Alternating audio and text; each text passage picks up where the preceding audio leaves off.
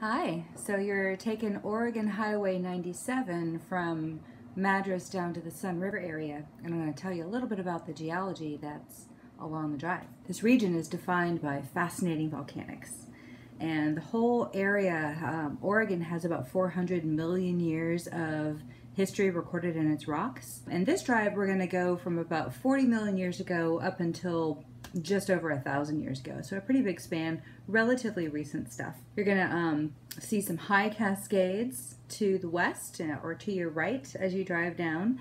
And to the left, you're going to be seeing quite a lot to the east side of some high lava plain deposits. Some really big volcanoes and some really small volcanoes. You kind of get a little bit of everything on this drive, which is really nice, from cinder cones to stratovolcanoes to shield volcanoes. The path of Highway 97 parallels the Deschutes River, and the Deschutes is kind of on the boundary between the high cascades and the high lava plains, and that where those two geologic provinces meet, right there is where the river flows. You're going from Madras south along Highway 97, and you're driving over some deposits. They're called the Deschutes Formation, and they're basically a huge pile of sediments from the high cascades that have eroded away from the current Cascade Range, and they were redeposited. That is what you're driving over. At milepost 106, things start to change. You're going to go up this gradual rise on Highway 97. The road slopes uphill, and you're getting to the edge of a crater of one of the biggest volcanoes in the state. It's called the Crooked River Caldera. And a caldera is just a really, really large-scale volcanic crater. Technically has to exceed 1 mile, and this particular crater that you're just getting into is 25 miles by 15 miles. So it's a very large kind of egg-shaped oval. It's from an ancient eruptive event about 29.5 million years ago. This volcano was cooking. It had a lot of eruptive materials come out. When you're getting up to milepost 106, you're going to see two hills on either side of the upslope. To the right, there's something called Juniper Butte, and then to the left, a little further out, it's kind of a more jaggedy looking hill, and that's called Haystack Butte. Juniper Butte and Haystack Butte are from the Crooked River Caldera, but they're two very different eruptive materials. Haystack Butte is kind of a jaggedy top.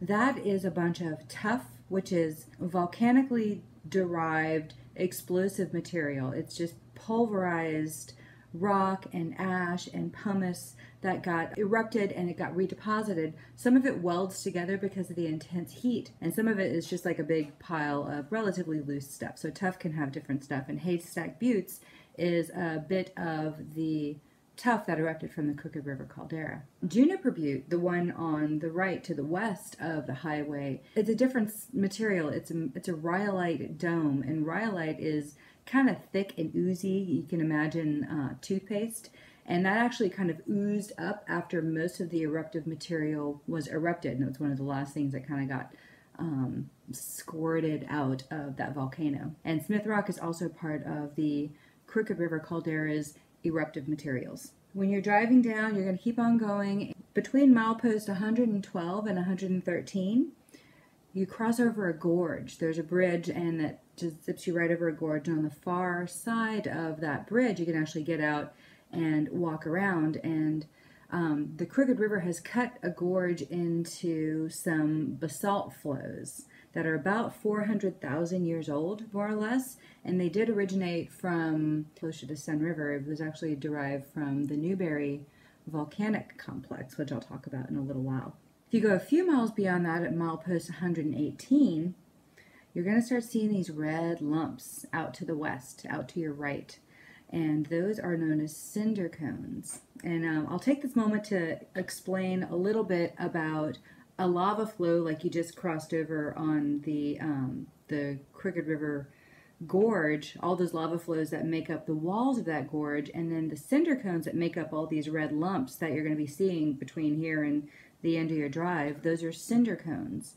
and they both are derived from basaltic magma. One flows And so you get those big, thick black units, and then one kind of blows. So you get all these little cinders, these little pieces of rock that just kind of get spittled out because they're full of gas, and they pop out, kind of like rock popcorn a little bit. Basalt can either flow or blow. You are continuing your drive down Highway 97, approaching the city of Redmond. You've just passed through some geologic materials that are between the age of like 40 million years old up to 2 million years old.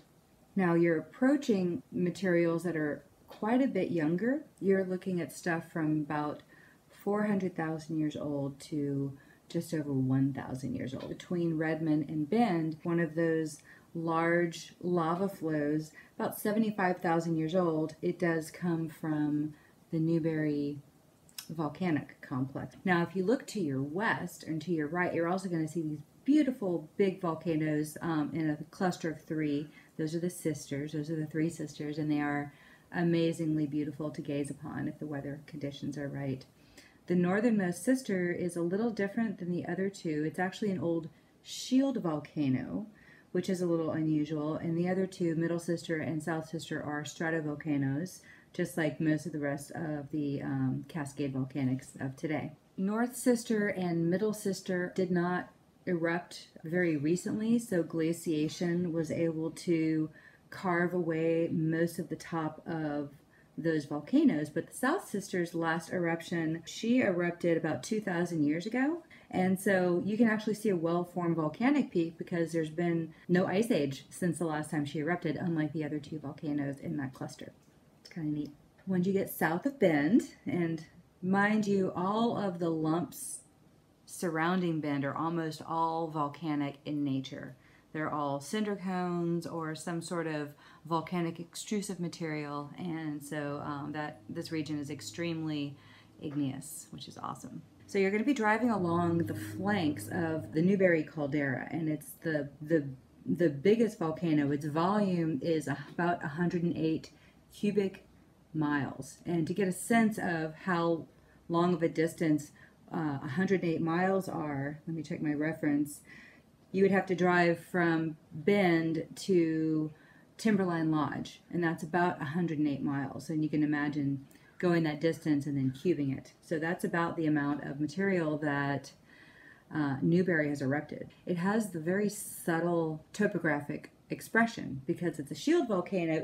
It's a very gentle sloping volcano in spite of its enormous size, and all over that volcano you get a bunch of cinder cones and a bunch of lava flows and a bunch of really amazing features like a obsidian deposit. If you have a chance to explore Newberry crater, it is amazing to behold. The diameter of the crater is about 6 miles around. There's 2 lakes inside the crater, and for comparison purposes, Crater Lake is also about 6 miles in diameter, and that thing is completely full of water. You can visualize the difference there. Once you get to milepost about 149 or 150, you're going to see a large cinder cone. It's called Lava Butte. The source material blew out, and so it didn't flow out to become a lava flow, it blew out to become a cinder cone.